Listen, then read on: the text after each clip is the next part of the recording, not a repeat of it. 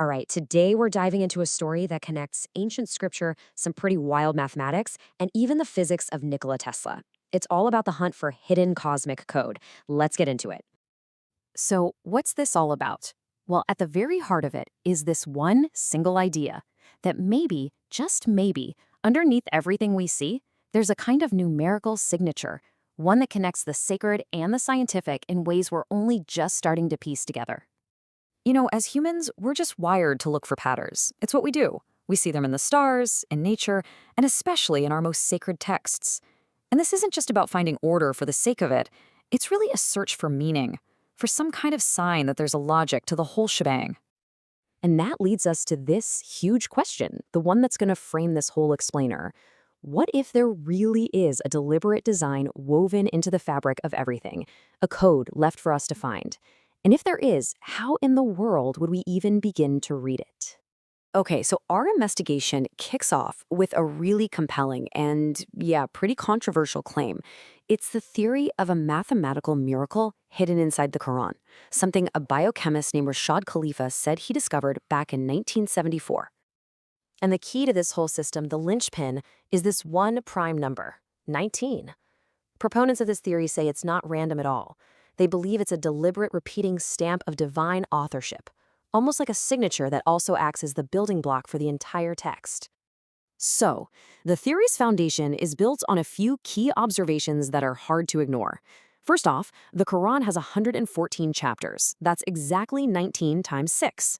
The opening prayer, the Basmala, has precisely 19 Arabic letters.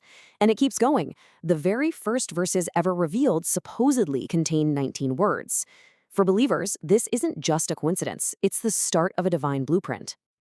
But, okay, how do researchers find these patterns beyond just counting things up? Well, they use a very specific method, a kind of numerical toolkit they call creative number manipulation. The first tool in their kit is something called the digital root. It sounds a little technical, but it's actually super simple. You just take any number, add up its digits, and keep doing that until you get a single digit. It's kind of like boiling a complex soup down to its most basic, essential flavor.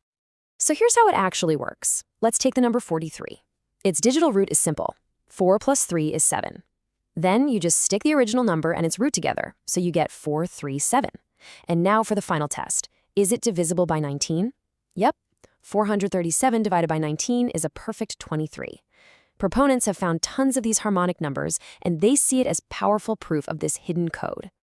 Now, the theory also offers a potential solution to one of the Quran's most famous and long-standing mysteries, these strange, disconnected letters that show up at the start of 29 different chapters.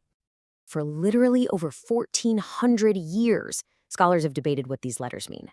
Are they some kind of abbreviation, mystical symbols? Nobody's really been sure.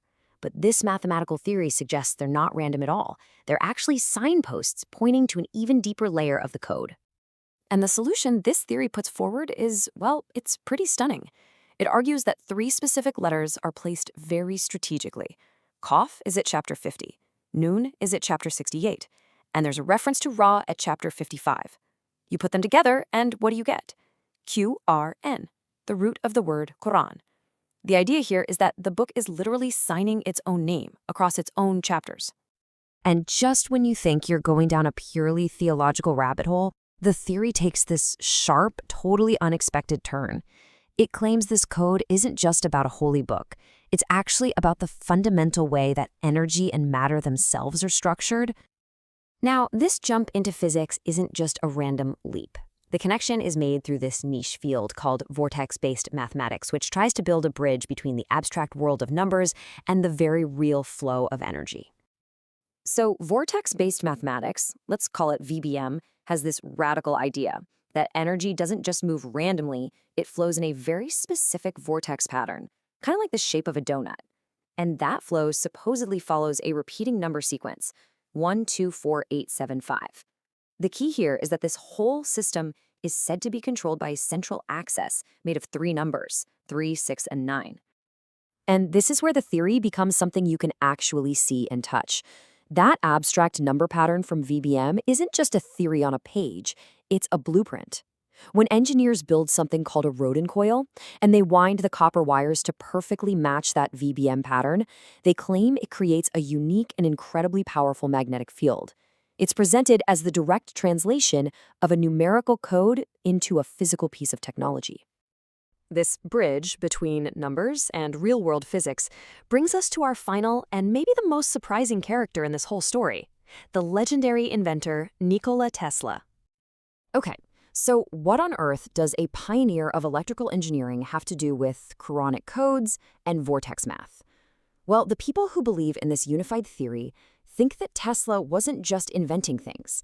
He was rediscovering the fundamental rules of the universe that these numerical systems describe.